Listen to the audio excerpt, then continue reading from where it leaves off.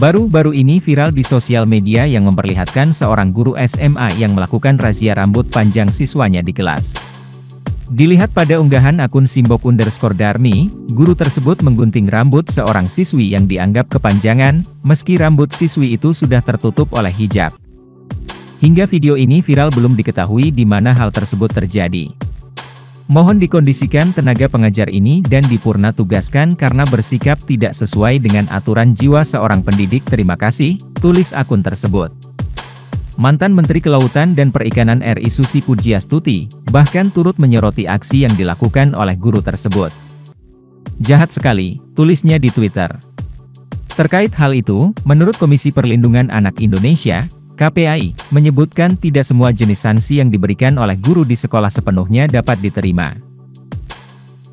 Walaupun niat guru itu baik, tetapi tidak serta-merta membuat guru boleh menerapkan kedisiplinan dengan mencukur rambut sebagai bentuk hukuman.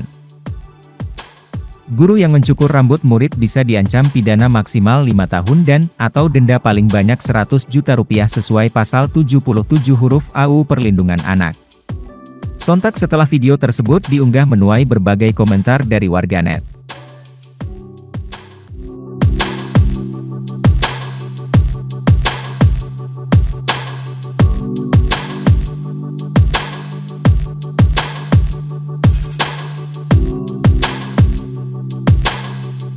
Terima kasih sudah nonton, jangan lupa like, subscribe, dan share ya!